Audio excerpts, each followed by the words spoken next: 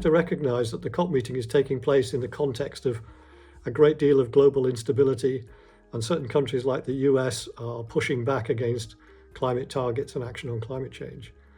But that's not to say that the COP meeting will not have the option of having some real successes. I mean, governments have to submit what's called updated NDCs, so nationally determined contributions.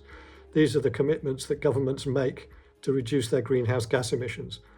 And while many countries have been late submitting those, hopefully they will be submitted by the time of the conference.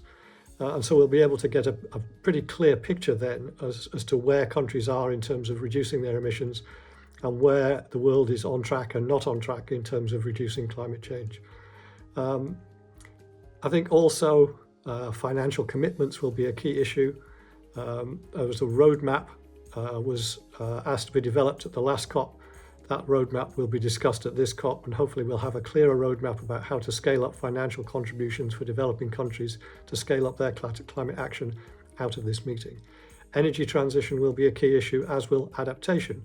There was a framework developed at COP28 on adaptation. At this COP, indicators are supposed to be developed around that roadmap. So hopefully we'll have a clearer adaptation roadmap developed at this COP meeting.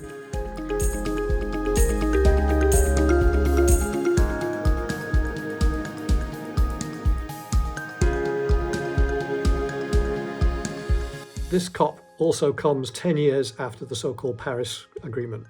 So why was the Paris Agreement, the Paris COP, so important? Well, it did two major things, I think. The first one is it set a firm target of limiting climate change to 2 degrees with an aspirational target of 1.5 degrees, although some would say we're already looking at that in the rearview mirror. And secondly, it set obligations on countries for the first time. These so-called NDCs, or nationally determined contributions. So countries had to say how much they were going to reduce their greenhouse gas emissions. That will give us a clearer idea as to if those countries meet those commitments, are we on track? How much more do we have to scale up? So I think those are probably the major successes of the Paris Agreement, and that obviously then feeds into the discussions that are going to happen at COP30.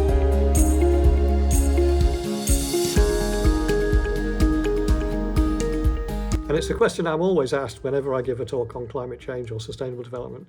What can I do?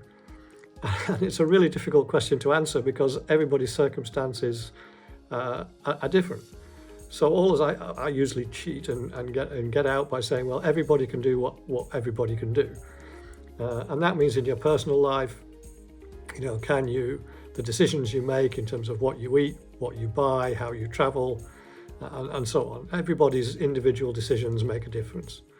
In terms of your professional life, is it actually in the role that you have? Are you in charge of purchasing for your organization? You can target companies that have a better sustainability and climate record.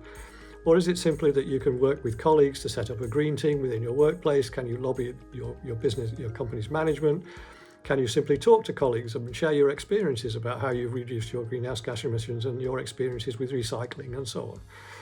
And then in your political life, and I don't necessarily mean party political, it's political with a small p, in terms of how you vote, but also the organizations you support, the actions that you take, talking to your MP or whatever.